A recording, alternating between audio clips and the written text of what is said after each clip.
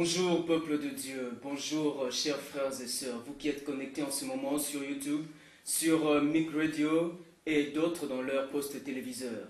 Aujourd'hui vous suivez votre émission à l'écoute du berger. Je le rappelle encore, l'émission à l'écoute du berger met en valeur ou met au point toutes vos préoccupations. Je suis heureux de vous présenter cette émission, je suis votre serviteur, le frère Endel Amissi, et aujourd'hui j'assiste le berger Moïse. Je m'en vais déjà saluer le berger. Bonjour berger. Bonjour Endel. Berger, c'est une joie. Moi aussi, j'exprime la même joie. Okay. Parce que nous sommes en train de parler de notre Créateur. Okay. C'est lui qui nous a créés. Nous devons le connaître. Vous savez, dans la prière sacerdotale, Jésus a dit, la vie éternelle, c'est qu'ils te connaissent, toi, le vrai Dieu. Donc cette connaissance met aussi en valeur toute une vie éternelle. Donc cette émission n'est pas une émission comme les autres. Voilà l'objet de ma joie. Que Dieu soit béni, berger Moïse. C'est une joie, c'est un honneur, berger. Et c'est depuis hier que nous avions commencé un séminaire. Nous parlons de la divinité de Jésus-Christ. Berger, hier nous avions parlé, nous avions répondu à notre question, Jésus est-il Père ou pas? Et vous nous aviez prouvé noir sur blanc que Jésus est Dieu. Aujourd'hui, berger, nous parlons de la création. Tout à fait. Nous allons parler de la création pour savoir, celui qui a créé, est-ce un être invisible? Celui qui a créé, est-ce, comme on parle dans la science, est-ce le Big Bang? Parce que le Big Bang, c'est les hasards, où on dit qu'il y a eu les atomes et les énergies qui se sont heurtés, et ça a créé le visible. Alors si on dit que c'est le Big Bang, avec le Big Bang, on voit le monde physique, mais il existe aussi le monde spirituel. Et c'est par là que la science se limite. Si le monde physique, le matériel existe à cause du hasard qu'on appelle Big Bang, et le spirituel, les anges sont créés par le Big Bang. Ah, ça c'est la grande chose. Donc, nous allons parler de la création, et c'est par là, nous allons faire voir que derrière cette œuvre magnifique, il existe Jésus. Tout à fait, c'est ce que nous allons démontrer aujourd'hui. Gloire à Dieu, nous allons le découvrir avec nos internautes, nos téléspectateurs ainsi que nos auditeurs de Mic Radio. Berger, on peut commencer? Parfait. Monde entier, shalom, merci de votre fidélité, merci de vos appels, merci de vos encouragements. Nous sommes en train de jouer notre rôle en tant que prophète. Nous avons comme devoir de valoriser la parole prophétique. La Bible n'est pas un livre allégorique, mais c'est un livre prophétique. Quand on parle des allégories, et là on voit les histoires. Non, toutes ces histoires-là, ce sont des prophéties. Ce ne sont pas des allégories. Ce ne sont pas des figures de style. Ce sont des prophéties que nous sommes en train d'exploiter. Ainsi, nous allons expliquer, Endel, comment la création a eu lieu et comment intervient l'homme de Jésus. Et à la fin, nous allons faire voir que la Trinité, dans tout ce que nous allons dire, n'aura pas de place. Il y a un seul être suprême qui a été souverainement élevé. Jésus. Et on dit, afin qu'au nom de Jésus, tous genoux fléchissent. Je demande aux internautes de me donner la nature de tout. C'est sans exception. Tous genoux fléchissent. Au ciel, sur la terre et sous la mer. Donc, s'il y a un certain Dieu, entre guillemets, au ciel, devant le nom de Jésus, ces genoux doivent fléchir. Voilà. Donc, nous sommes en train de parler de l'homme de Jésus. Nous parlons de la création et nous commençons par le commencement. Si vous permettez la tautologie. On vous le permet. Merci. Alors, Endel, nous commençons avec le livre d'Ésaïe. Ésaïe, chapitre 48. Avec vous, nous allons lire le verset 13. Ésaïe 48, verset 13. Oui. Je lis au nom de Jésus. Amen. Ma main a fondé la terre et ma droite a étendu les cieux. Je les appelle Et aussitôt, il se présente. Voilà comment a eu la création. Ok. Donc Dieu, comme les Écritures déclarent, au commencement, Dieu créa les cieux Et la terre. et la terre. Donc, il s'est servi de deux mains. Et je vais me permettre d'illustrer. Oui. Attention, c'est une illustration prophétique. Mm. Comme les Écritures déclarent, ma main a créé la terre. Oui. Et ma droite a créé, A étendu. a les cieux. étendu les cieux. Mm. Donc, il s'est servi de deux mains. Ok. La main droite Mm. et la main gauche. Ok. C'est ça la main droite. Oui. C'est ça la main gauche. Mm. Il dit, ma main a fondé la terre. Ok. Avant, il y avait les eaux qui se mêlaient. Mm. La Bible dit, Dieu sépara les eaux d'avec les eaux. Ok. D'une main, il a rabaissé les eaux d'en bas. Mm. D'autre main, il a soulevé les eaux de dessus. Et il a fait ça tel que je fais. Ok. Ma main a fondé la terre. Les eaux d'en bas, Mm. Dieu a fait un passage Ok. de la main. Les eaux se sont séparées. Les eaux d'en bas, il a fondé le sec qu'on appelle la terre. Ok. Les eaux de dessus, il a étendu les cieux par sa droite. Et je pose une question. Qu'a fait la droite de Dieu d'après ce passage? D'après la droite de Dieu, il a étendu le ciel Avec sa droite. sa droite. Mm. Mais la Bible dit, qui a reconnu les bras de l'Éternel? C'est un langage prophétique. Oui. C'est une main. Mm. Quand Dieu parle, faisons attention comme nous l'avons dit à l'émission précédente. Oui. Problème de mots, Des quand termes. de termes. Quand on voit père, quand on voit fils, Mm. n'est-ce pas? Oui. On pense que c'est un père biologique, un fils biologique. Mm. Or, c'est un langage prophétique. Ma main a étendu les cieux. Oui. Il faut faire attention avec cette main-là. Ma droite plutôt. Et ma main a fondé la terre. Nous allons entrer en profondeur Ok. sur la droite qui étend le cieux. Et on dit, les cieux des cieux ne peuvent pas les contenir. Donc, quand on voit les cieux, on voit le firmament infini. On voit un cosmos illimité. Mais Dieu s'est servi que de sa droite. Et là, je pense que le monde entier est d'accord avec moi. Oui. Toutes les tendances religieuses sont d'accord avec moi. Ok? À la création, Dieu s'est servi de sa main. Dieu s'est servi de sa droite. Cette parole prophétique continue. Ok. Un d'elles, nous sommes dans Actes, Ok. chapitre 7. Dans le Nouveau Testament, chers bien-aimés, nous allons prendre le verset 55 jusqu'au verset 57. Ok. Et nous allons révéler quelque chose de très capital. D'accord. Acte 7, 55 à 57. Mais Étienne, rempli du Saint-Esprit, et fixant les regards vers le ciel, vit la gloire de Dieu et Jésus debout à sa droite, à la droite de Dieu. Et il dit, voici, je vois les cieux ouverts, et le Fils de l'homme debout à la droite de Dieu. Ils poussèrent alors des grands cris, en se bouchant les oreilles. Ils se précipitèrent tous ensemble sur lui. Étienne, rempli du Saint-Esprit, il prend un langage spirituel.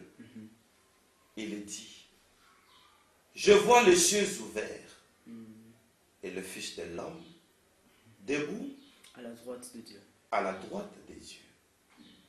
Si Étienne dit ça, et on les lapide, les gens se bouchent les oreilles.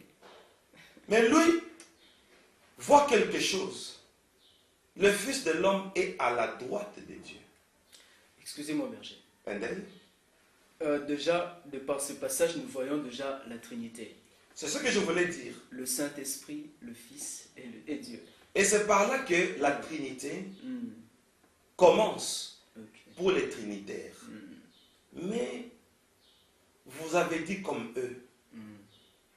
Le Père, le Fils. J'essaie de me mettre dans leur peau. Bien sûr, c'est votre rôle. Ok, Et le Saint-Esprit. Mais Étienne fait plus attention à la droite de Dieu. Donc, il parle de Dieu, il parle du Fils de l'homme, mais il ne parle pas du Saint-Esprit. Tu ne tiens pas compte de ça? Oui, oui. Il ne parle pas du Saint-Esprit. Il ne parle pas du Saint-Esprit. Alors qu'il est rempli de lui-même, du Saint-Esprit lui-même. Mais comment il ne voit pas le Saint-Esprit aussi? Donc le Saint-Esprit est-il invisible? Dieu et le Fils sont-ils visibles? Ah, c'est ça la grande question. C'est par ici que la Trinité perd un pied de ses bases. Okay. Parce que les Trinitaires disent que Étienne a vu Jésus à la droite. C'est pas pour rien que j'ai donné ce passage. Okay. C'est pour faire voir d'abord que si on dit que la Trinité c'est le Père, le Fils et le Saint-Esprit, n'est-ce pas? Oui. Père, Fils, Saint-Esprit. Mais ça c'est quelle Trinité où on voit le Père et le Fils. Mais le Saint-Esprit on ne le voit pas. Est-ce le Saint-Esprit est invisible? Pourquoi Étienne ne l'a pas vu et il n'a pas fait mention du Saint-Esprit? C'est que ce langage, ce n'est pas un langage trinitaire, c'est un autre langage. Okay. Jésus, ici, est vu par Étienne, debout, à la droite de Dieu, et dit, voici, je vois les cieux ouverts, et le Fils de l'homme debout, à la droite de Dieu. Alors que Jean, à l'île de Patmos, dans Apocalypse chapitre 4, il dit, et j'ai vu un agneau assis sur le trône. Alors, il est assis ou il est debout? Wow. Et on chante, à jamais tu seras. On l'a chanté à la première émission. Oui. L'agneau sur le trône. Alors, on dit à jamais. Forever. Pour toujours. Mais comment forever? L'agneau doit être sous le trône. Mais Étienne, rempli du Saint-Esprit, voit le Fils debout. Debout, à la droite. Y a-t-il contradiction ou quoi, berger? C'est un problème de langage spirituel. Okay. Parce que c'est poussé par l'Esprit que les hommes ont parlé de Dieu. Oui. De Dieu. Donc, comme c'est un langage spirituel, montons dans un paramètre spirituel pour comprendre cela.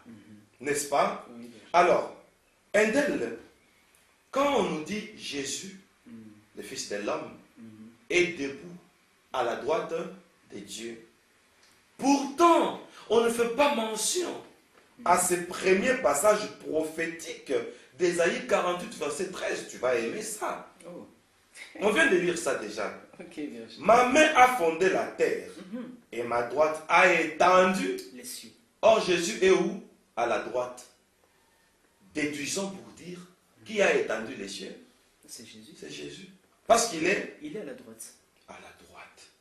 C'est pourquoi dans Colossiens, chapitre 1er, commençons par le verset 12 et on descend. On y va. D'accord. Colossiens 1er. Colossiens Verset chapitre 12. 1er, verset 12. Ok. Je lis au nom de Jésus. Amen. Rendez grâce au Père qui vous a rendu capable d'avoir part à l'héritage des saints dans la lumière. 14. En qui nous avons la rédemption, la rémission des péchés. 15. Il est l'image de Dieu invisible. Stop. Qui est l'image de Dieu invisible? Jésus. Noir sur blanc. Dieu est tellement invisible. Si vous voulez avoir l'idée sur l'image d'un Dieu invisible, il faut voir qui. C'est Jésus.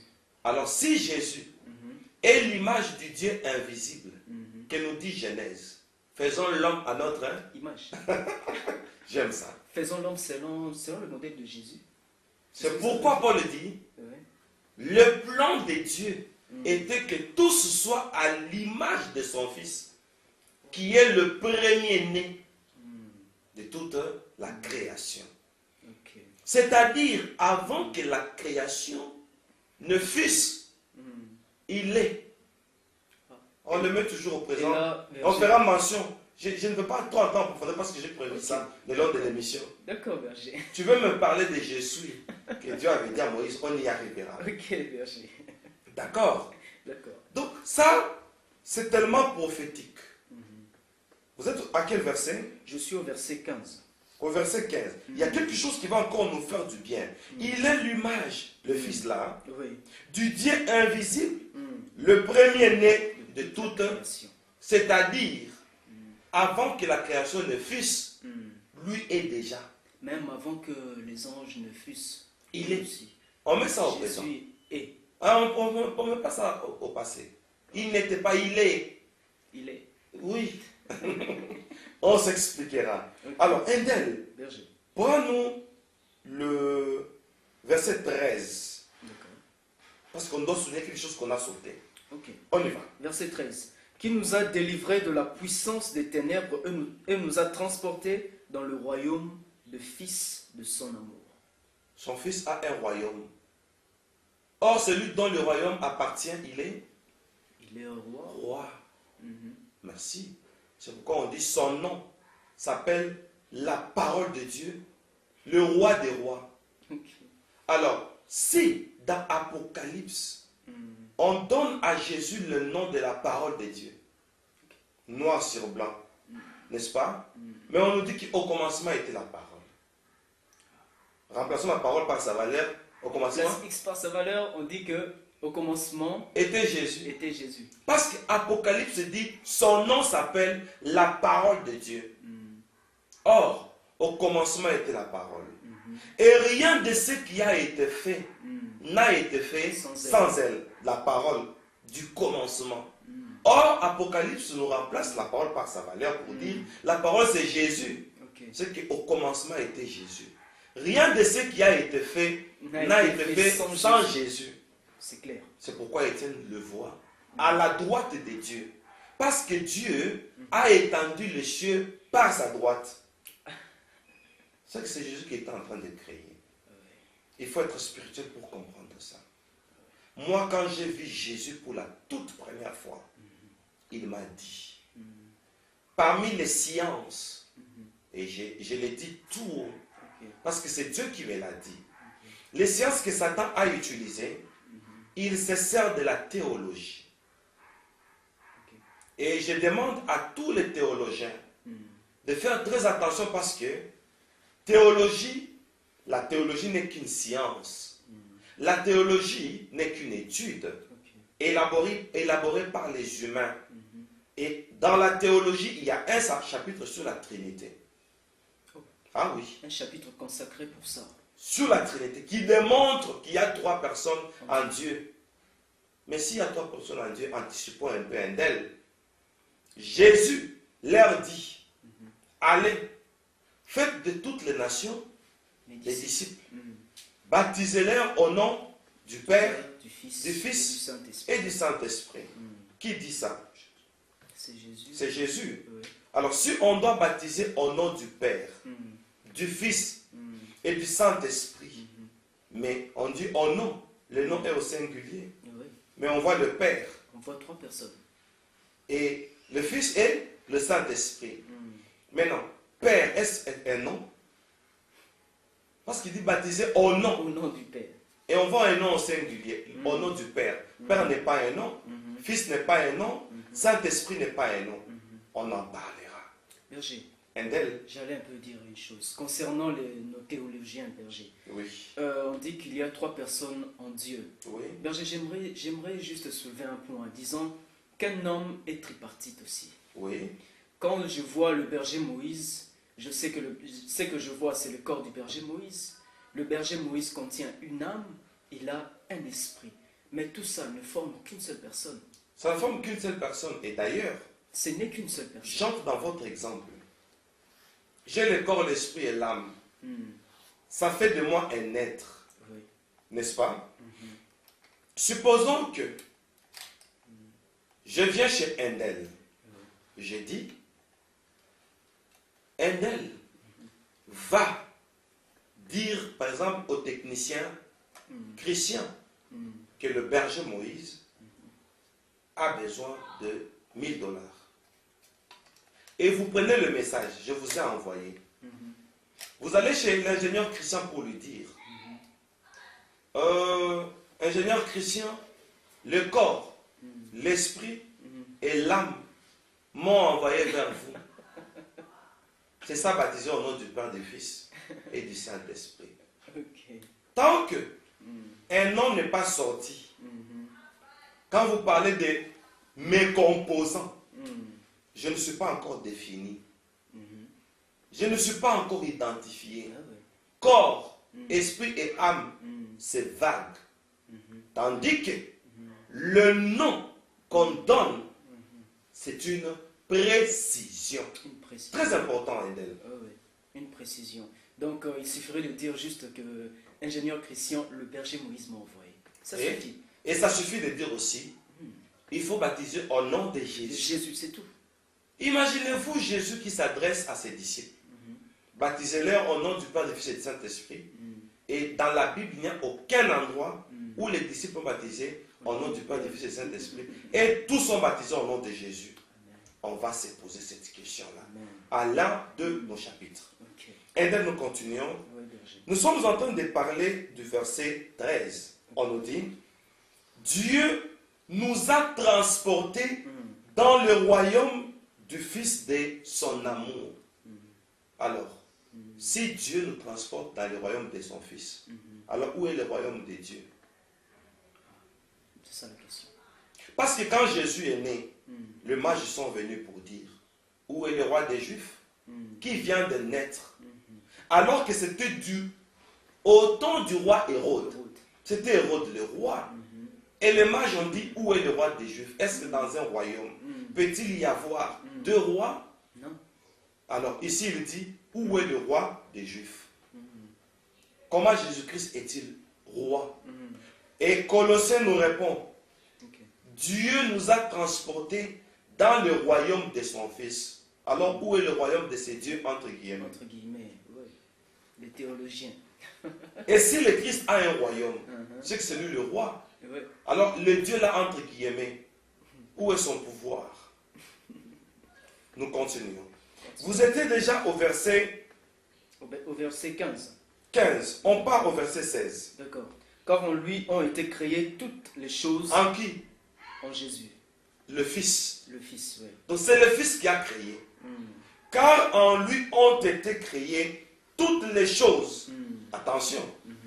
Si le Christ, le Fils, en lui ont été créées toutes les choses, qui est le Créateur? C'est lui-même le Fils. Alors quand il dit que créons l'homme, n'est-ce pas? Les théologiens ont dit, quand il a dit que non, créons l'homme, pourquoi il a mis au pluriel? Mais le pluriel il vient après. On dit, Dieu dit, faisons l'homme. C'est lui qui dit au singulier. Ce qui suit est au pluriel. C'est juste un jeu de mots. Même pas. D'abord, même si on met au pluriel, mais c'est lui qui dit, on ne tient pas compte de ça. Dieu dit, faisons l'homme. Qui dit Dieu? Dieu. Est-ce qu'on dit Dieu avec X, dire? Ah oui. On dit Dieu dit. Nous sommes au singulier. Ok. Faisons l'homme. Et les gens disent, hein, oh non, comme on a dit faisons l'homme, n'est-ce pas que c'est Dieu avec Jésus et les anges? Mais la Bible nous dit, au commencement était la parole. Suis-moi bien d'elle. Oui, berger. Au commencement était? La parole. La parole était avec Dieu. Et la parole était Dieu. Avec et être, j'y reviendrai. On dit, en elle était la vie. Et on ajoute, toutes choses ont été faites par elle. Si dans la parole a été la vie, et Jésus vient dire que je suis le chemin, la vérité et la vie. Donc, la vie dont Jésus parle, c'est cette vie-là qui dérive de la parole de Genèse. La parole du commencement. Au commencement était la parole. En elle était la vie. C'est-à-dire, dans la parole-là, n'est-ce pas, il y a l'histoire de Jésus.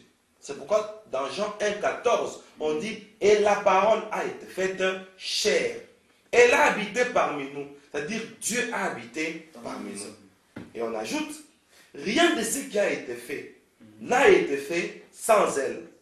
Or, Apocalypse dit, le nom de Jésus s'appelle la parole de Dieu. Donc, tout a été fait. Rien n'a été fait sans Jésus. Maintenant, quand on dit faisons l'homme, or on dit rien n'a été fait sans cette parole-là, qui est Jésus. Maintenant, comment on peut dire Que les anges se sont impliqués aussi. dans la création? Alors que les anges eux-mêmes aussi ont été créés par la parole. Par Jésus. Et depuis quand une créature peut-elle commencer à créer? Alors, la théologie n'a pas fait attention à ces nuances qui cachent toute une révélation pour laquelle nous en faisons même une émission. Elle, rien de ce qui a été fait n'a été fait sans elle.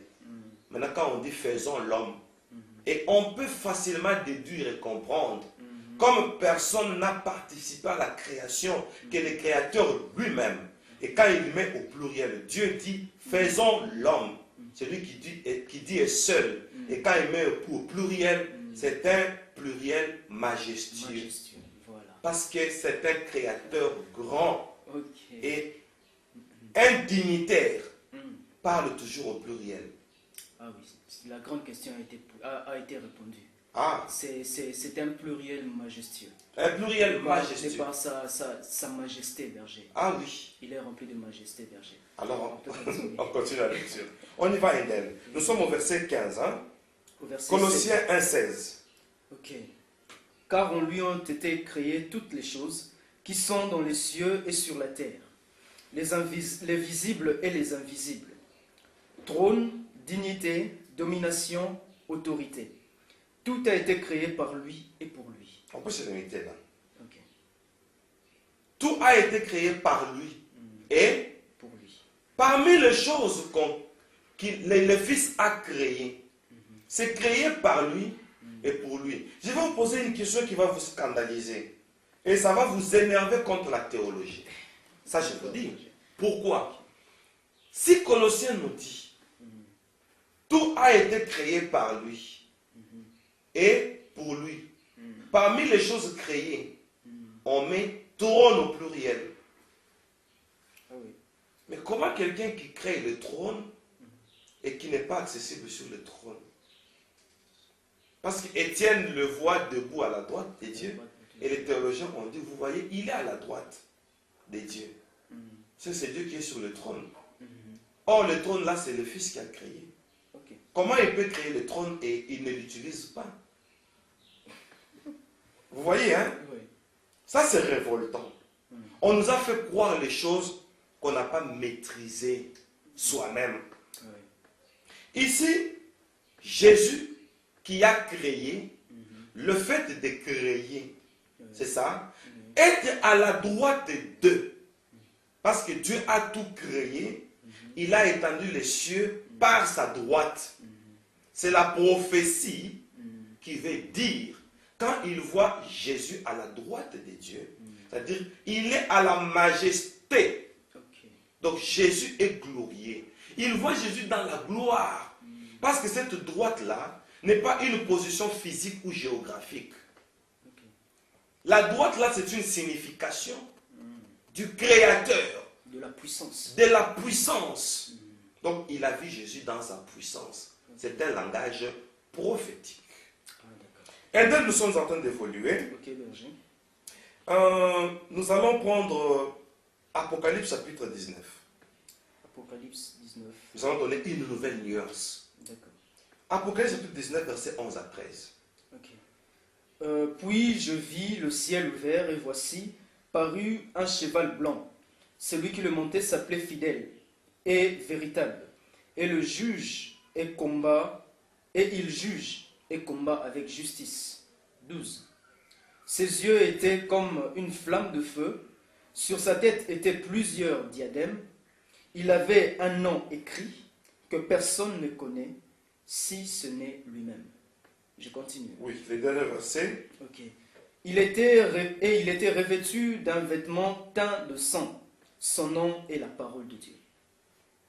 Et quand on parle d'un vêtement teint de sang, et son nom, comme je viens de le dire, s'appelle la parole de Dieu.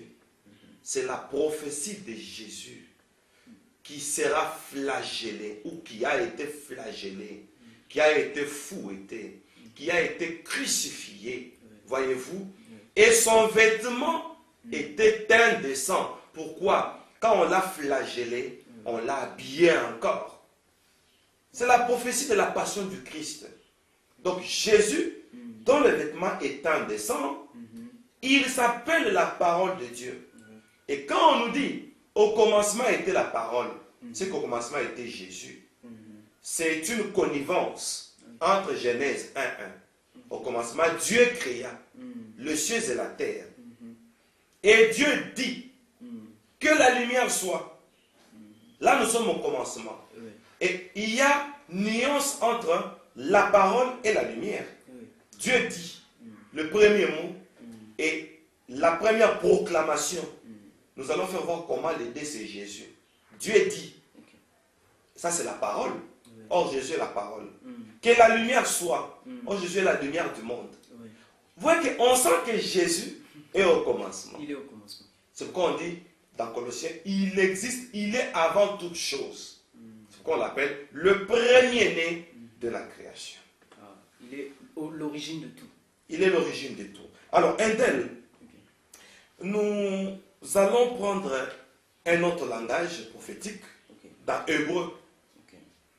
Donc, celui qu'on appelle le Fils de Dieu là, n'est-ce pas? C'est une prophétie.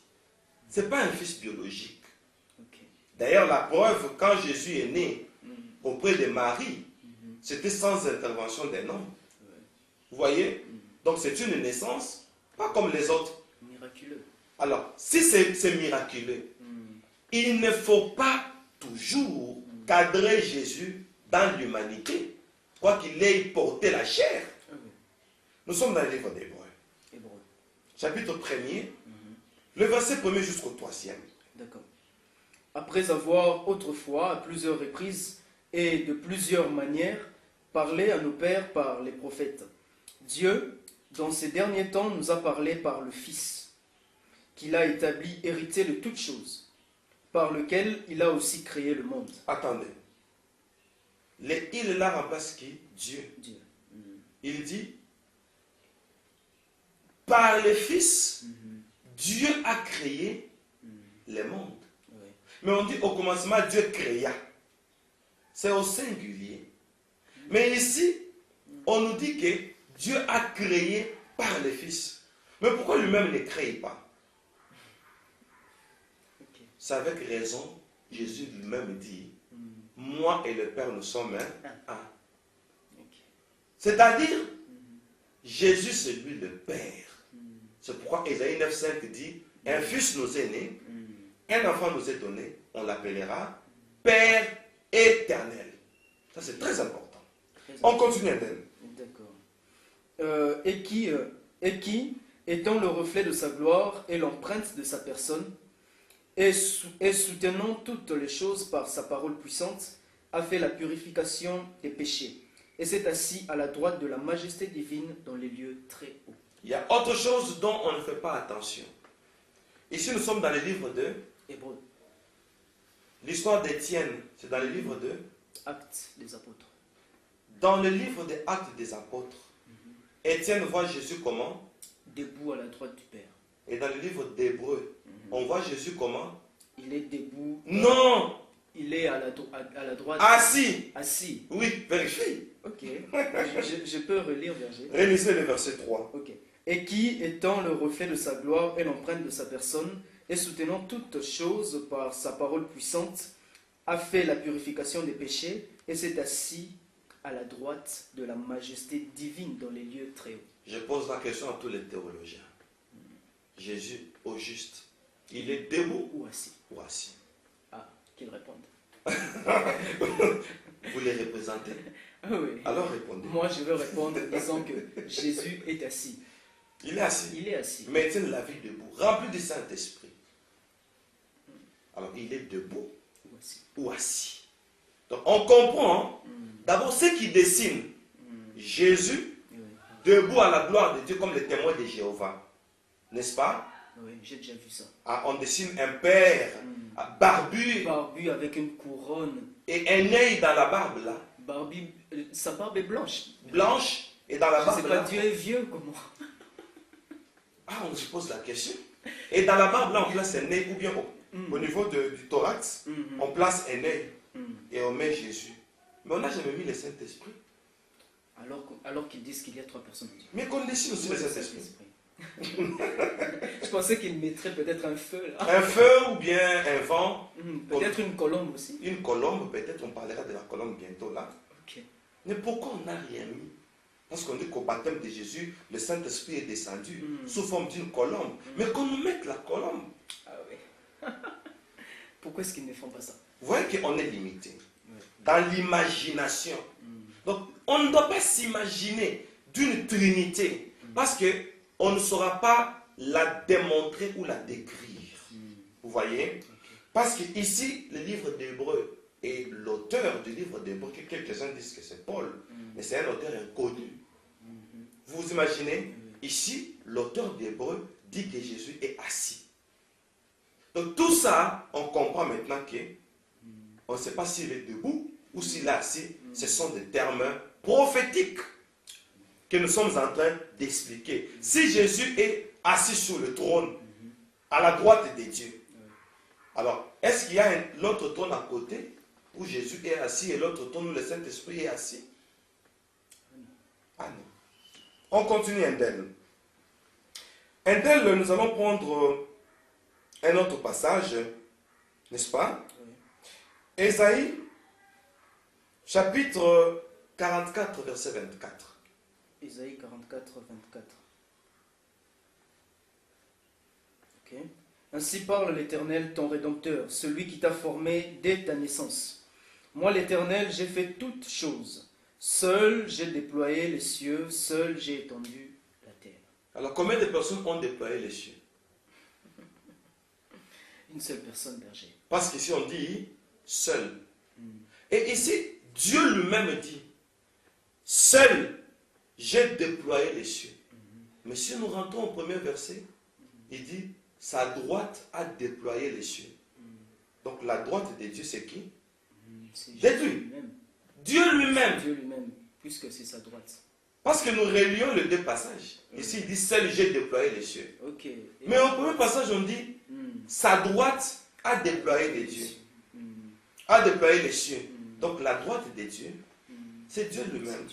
Donc, quand on dit Jésus est assis à la droite des dieux, il est assis à la position de Dieu. À la position de déploiement de cieux. C'est intéressant. C'est très intéressant. Merci. On continue, Abel. Ok. Alors, nous allons prendre... j'aime la parole de Dieu. Ésaïe chapitre 44. Ok. Pour faire voir que entre Dieu et Jésus, il n'y a pas deux créateurs. C'est Jésus qui a créé. Alors il est Dieu.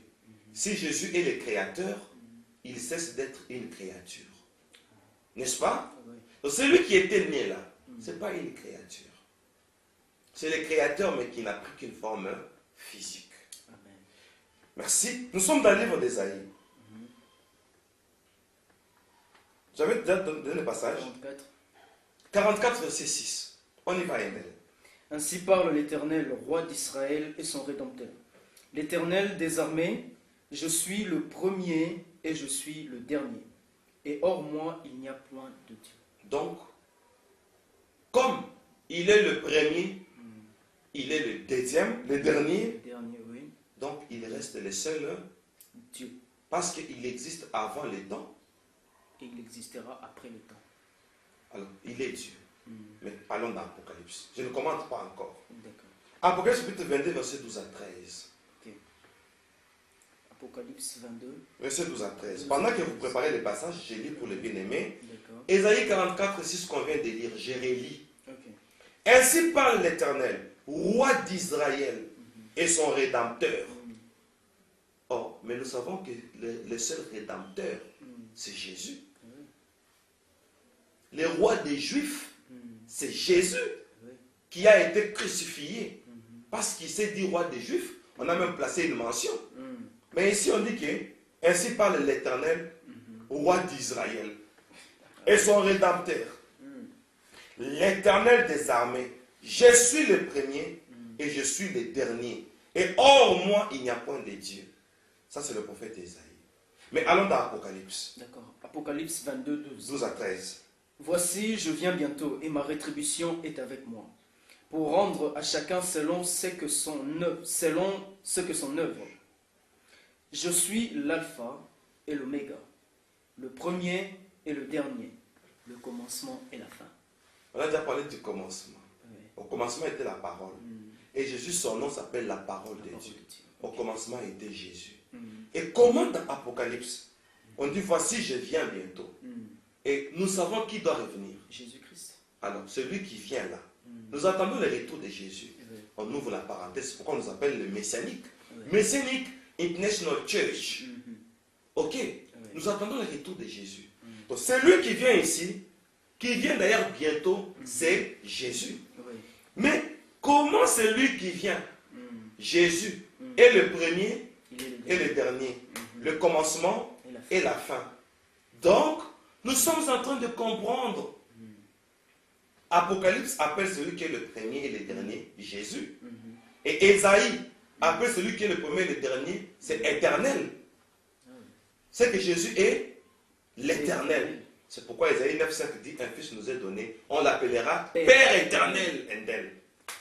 Acclamons d'abord la démonstration de la parole de Dieu. Qui est le berger Moïse Louchiko?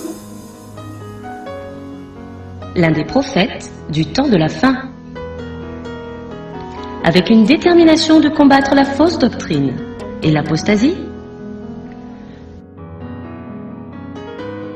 le berger Moïse Louchiko a comme initiative de valoriser la parole prophétique de la Bible afin de contribuer à l'épanouissement du corps de Christ. Avec ses enseignements de témoignages, de prières en ligne, qu'il a reçus de la part du Seigneur lors d'une visitation des anges en l'an 2007. Pour découvrir toutes ces grandes révélations, entrez sur YouTube. Tapez Messianique Vidéo. Messianique Vidéo, j'aime. La parole de Dieu s'explique de par elle-même. C'est pourquoi cette émission, nous avons beaucoup de versets. Oui. Pour que nous puissions comprendre. C'est vraiment une étude. Indel, Berger. nous sommes dans Jean, chapitre 17, verset 3. Et là, Jésus est en train de faire une prière sacerdotale. Ok. Jean 17, Verset 3. verset 3. Et avant de lire, Oui. je vais m'adresser à tous les internautes, téléspectateurs. Dans la Bible, c'est rare de voir les paroles que Jésus prononce dans ses prières. C'est rare. Souvent, il adore. Souvent, il ordonne. Il rend grâce. Souvent, il rend grâce. À la multiplication de pain, à la résurrection de Lazare, etc. N'est-ce pas? Oui. Souvent, il proclame, Lazare sort, et les morts sortent. Ok. Le main, le pied lié, etc. Mais ici, on nous donne les paroles de la prière sacerdotale. Et nous parlons souvent du sacerdoce. Oui. Et beaucoup de gens disent que quand on parle du sacerdoce, on doit parler de miracles. Quand on doit parler du sacerdoce, on doit parler de mystère. Ah. Or, la prière sacerdotale est déterminée. Vers quoi, Endel? Nous sommes dans Jean, chapitre 17, vous êtes déjà là, Ouais. le verset 3. Verset 3. Suivons la prière sacerdotale. Ok. Or, la vie éternelle, c'est qu'ils te connaissent, toi, le seul vrai Dieu, et celui que tu as envoyé, Jésus-Christ. Maintenant, c'est qu'ils te connaissent. Il y a le verbe connaître. Alors, on doit connaître le seul vrai Dieu et celui que tu as envoyé, Jésus-Christ. Ok. Jésus en fait mention dans la prière sacerdotale. Maintenant, Endel, La connaissance maintenant, c'est envers le seul vrai Dieu ou envers Jésus. Ou envers les deux. On doit connaître qui alors? N'est-ce pas? La Bible va nous répondre. Nous sommes dans 1 Jean, chapitre 5, le verset 20. Que nous dit la Bible dans le livre de 1 Jean, chapitre 5, le verset 20? Nous savons aussi que le Fils de Dieu est venu et qu'il nous a donné l'intelligence pour connaître le véritable. Et nous sommes dans le véritable, en son Fils Jésus-Christ. Vous imaginez? Or, la Bible dit, la vie éternelle, c'est qu'ils te connaissent, toi, le seul vrai Dieu. Et 1 Jean 5, 20 nous dit, Jésus, c'est lui, le vrai Dieu. Okay. Donc, la vie éternelle, c'est connaître Jésus. Alors, j'ai dit aux Trinitaires, le musulman, le témoin de Jéhovah, qui disent que Jésus... D'autres sectes aussi. Toutes les sectes qui mettent Jésus en évidence, en étant un simple prophète. alors ils mettent leur vie éternelle en jeu. Parce que la vie éternelle, c'est de connaître le vrai Dieu. Jésus lui seul. Et le vrai Dieu, nous le trouvons dans 1 Jean chapitre 5, verset 20. Jésus-Christ, c'est lui qui est le Dieu véritable et la vie éternelle. Donc, attention avec une théologie qui risque de compromettre notre vie éternelle. Et là, on est sérieux. Et on demande au monde entier d'ouvrir les yeux. Parce que la vie éternelle en dépend. Très important. Et donc, nous continuons. Nous allons petit à petit vers la fin. Mais on est encore là. J'espère que les téléspectateurs ne sont pas fatigués. Parce que la fête... C'est tellement bon, berger, qu'on Ah, va se fatiguer. Ok. La fête vient à peine de commencer. Amen. Le bon vin, on le réserve pour la fin. Maintenant, on donne maintenant du bon vin. Exode chapitre 3, verset 13. Ok. Soyons maintenant très sérieux. Parce que les choses sérieuses commencent. Exode 3, 13. Moïse dit à Dieu, j'irai donc vers les enfants d'Israël, et je leur dirai, le Dieu de vos pères m'envoie vers vous. Mais s'ils me demandent, quel est son nom, que leur répondrai-je? Dans l'Ancien Testament, Dieu n'avait pas de nom. Il avait des titres. Il avait les attributs. Ok? Nous évoluons. À propos du nom de Dieu, Moïse veut connaître le nom de Dieu. Mais nous allons dans Exode 6, 3. On avance. Exode chapitre 6, Verset 3. verset 3. Je suis apparu à Abraham, à Isaac et à Jacob, comme le Dieu Tout-Puissant. Mais je n'ai pas été connu d'eux sous mon nom, l'Éternel. Parce qu'il n'avait pas encore de nom. Dans l'Ancien Testament, il dit Abraham, Isaac et Jacob m'ont vu. Abraham m'a vu. Mais je ne me suis pas présenté sous un nom qui est apparu à Abraham. Le nom qu'Abraham n'a pas connu. Le nom qu'Israël n'a pas connu. Le nom que Moïse n'a pas connu, un d'elles pourra le connaître. Amen. Les internautes pourront connaître ces noms. Amen. Et nous chutons dans l'Ancien Testament. Jean chapitre 8. Versets 56 à 58. Jean chapitre 8, 56 à 58. Oui, un d'elles. Abraham, votre père, a tressailli de joie de ce qu'il verrait mon jour. Qui parle? C'est Jésus Il lui-même. s'adresse à qui? Il s'adresse aux disciples, Aux Juifs. aux Juifs. Ok. Reprenez la lecture. Abraham, votre père, a tressailli de joie de ce qu'il verrait mon jour. Il l'a vu et il s'est réjoui. 57. Le Juif lui dit, tu n'as pas encore 50 ans et tu as vu Abraham. On continue. C'est grave. Jésus leur dit, en vérité, je vous le dis, avant qu'Abraham fût, je suis. Avant qu'Abraham fût, Je suis. il fallait dire je fus.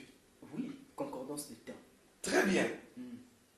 Mais lui brise les temps Ouais. parce qu'il est avant les temps. Il est éternel. Très bien, d'elle. Amen. Comme il est éternel, on lui pose la question, toi tu n'as pas 50 ans. Tu as vu Abraham. Et dit, avant votre père a tressailli de ce qu'il verrait mon jour. Et Dieu dit, je suis apparu à Abraham. Et Dieu apparu à Abraham dans Genèse, chapitre 17 qu'on ne va pas lire. Si Dieu est apparu à Abraham, et Jésus dit, c'est lui qu'Abraham avait vu, là c'était moi. On dit, toi tu as vu Abraham, mais tu n'as pas 50 ans. Donc, dans Genèse 17, on dit, l'Éternel apparut à Abraham. Donc, l'Éternel qui apparut à Abraham, là c'était Jésus. Mais, il ne lui a pas dit, je m'appelle Jésus. C'est pourquoi ici on dit, je suis apparu à Abraham, à Isaac et à Jacob comme le Dieu Tout-Puissant, mais je n'étais pas été connu d'eux sous mon nom. Parce que Shiloh ne s'était pas encore révélé. Jésus, qu'on appelle Yehoshua, Hamashiach. C'est pourquoi on dit, au nom de Jésus, tout genou fléchit. Maintenant, dans l'Ancien Testament, comme ils n'ont pas connu le nom de Jésus, voilà pourquoi il y avait les aveugles qui mouraient aveugles. Les lépreux, les sourds, le muet. Et il dit, il viendra lui-même et il vous sauvera dans Ésaïe 35. Alors s'ouvriront les yeux des aveugles. On prophétise sur Jésus. Les sourds entendront, le boiteux sauteront comme les cerfs, etc. Indel. Si Jésus a vu Abraham, qu'est-ce que les théologiens peuvent me dire? Il y a un silence. Qu'est-ce que le monde entier peut me dire d'après Jean chapitre 8? Voilà. Il y a la plupart des théologiens qui disent, ou les gens qui veulent avoir la lumière sur la parole de Dieu. Je salue le frère Brice du Gabon, pour qui, frère Brice, soyez béni. C'est à cause de vous que nous lançons cette grande émission ou ce grand séminaire, parce qu'il y a eu un groupe de pasteurs théologiens qui vous ont posé des questions. Si Jésus est Dieu, pourquoi s'adressait-il à son Père? Nous avons expliqué la problématique du Père. Ok? Hier. Et frère Brice, on vous a posé encore une autre question. Si Jésus-Christ était Dieu, pourquoi à son baptême, les cieux se sont ouverts? N'est-ce pas? Une voix est sortie. C'est lui qui parlait là. C'était qui? Si Jésus était Dieu. N'est-ce pas? Et on va répondre au monde entier. Ah oui, parce que là nous voyons trois personnes qui sont en action. Le Fils qui se fait baptiser, le Père qui parle, le Saint-Esprit qui descend. Sous forme d'une colombe. colombe. On va répondre à ça. Nous prenons nos Bibles Indel. Nous sommes dans le livre de Matthieu chapitre 3 verset 17. Matthieu 3, 17. Oui. Okay. Je lis à partir du verset 1er. 17. Matthieu 3. 3, 17. Oui. Ok. Je lis au nom de Jésus. Amen. Et voici une voix fit entendre des cieux ces paroles. Celui-ci est mon Fils bien-aimé, en qui j'ai mis toute mon affection. Analyse schématique. Et voici une voix fut entendre d'où? Des cieux.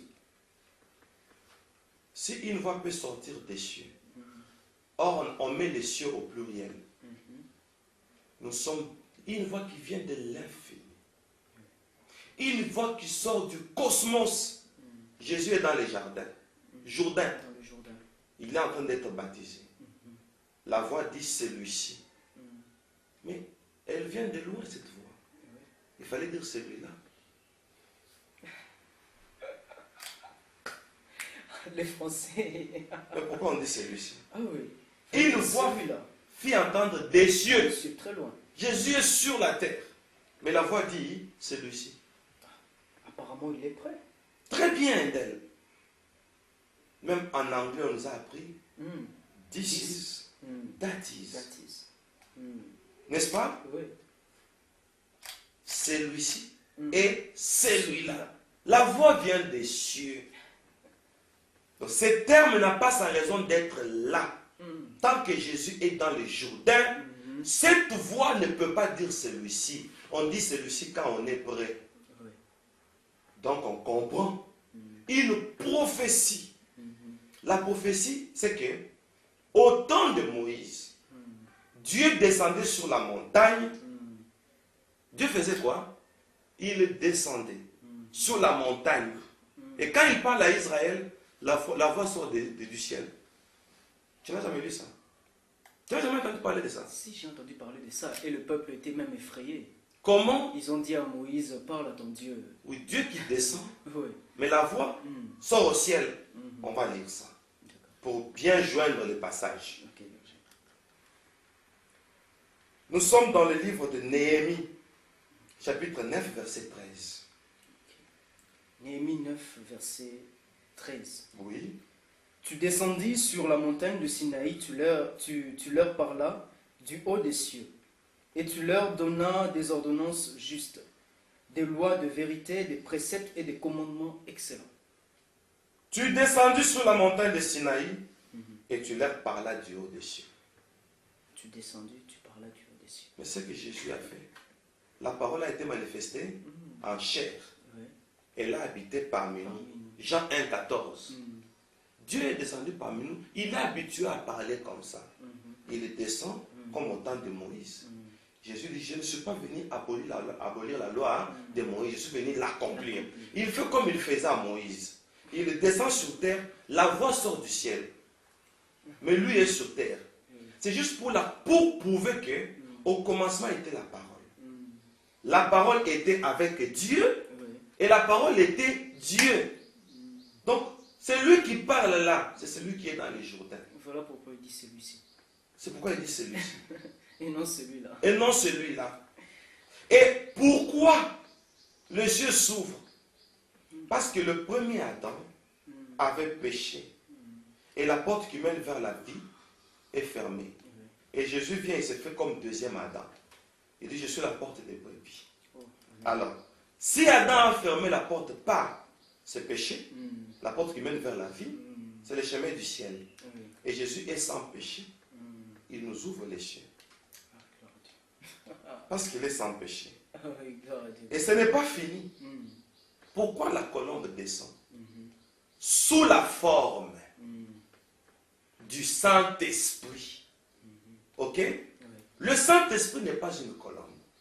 Mais la colombe descend sous la forme. Du Saint-Esprit. Parce que c'est Sous la forme d'une colombe. le Saint-Esprit descend sous la forme d'une colombe, n'est-ce pas? Oui. Ici, c'est la prophétie du temps de Noé. Ce qui arriva au temps de Noé Mhm. arrivera de même à l'avènement du Fils de l'homme. Qu'est-ce qui est arrivé au temps de Noé? Noé a lâché, suivez-moi bien. Noé a lâché la colombe. La colombe est partie. Elle est revenue dans l'arche. Parce qu'il n'y avait pas un endroit où poser ses pieds. N'est-ce pas? Oui. Après 7 jours, il lâcha encore la colombe. Le chiffre 7. Le chiffre de la perfection.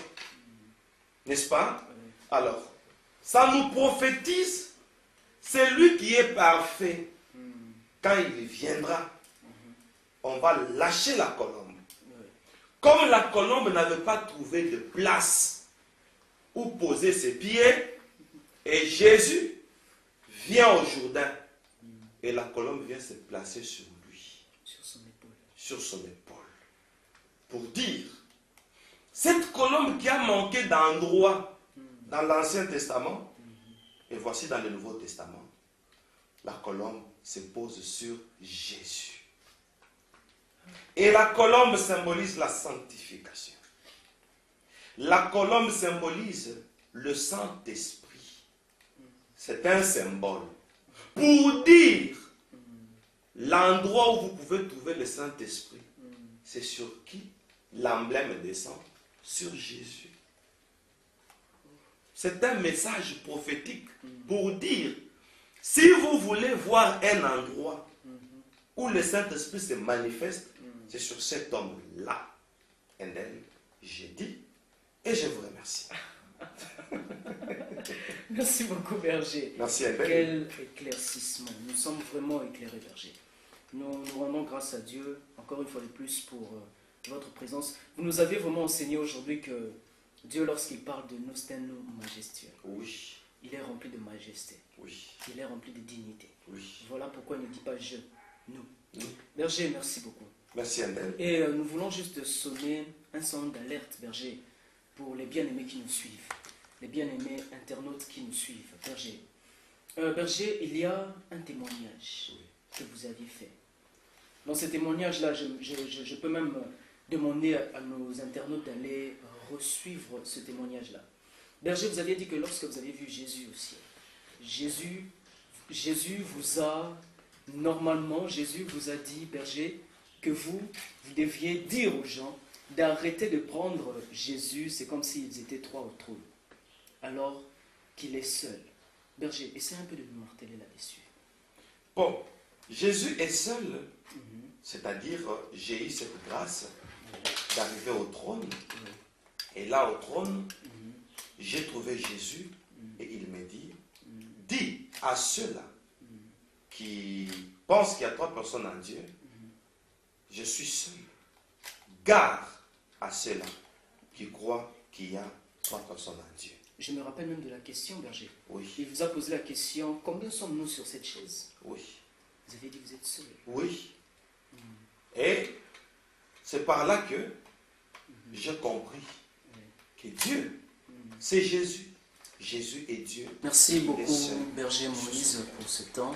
Et nous annonçons à nos chers auditeurs, à nos chers internautes, berger, ils ont été fidèles à nos émissions et ils nous ont vraiment suivis, berger.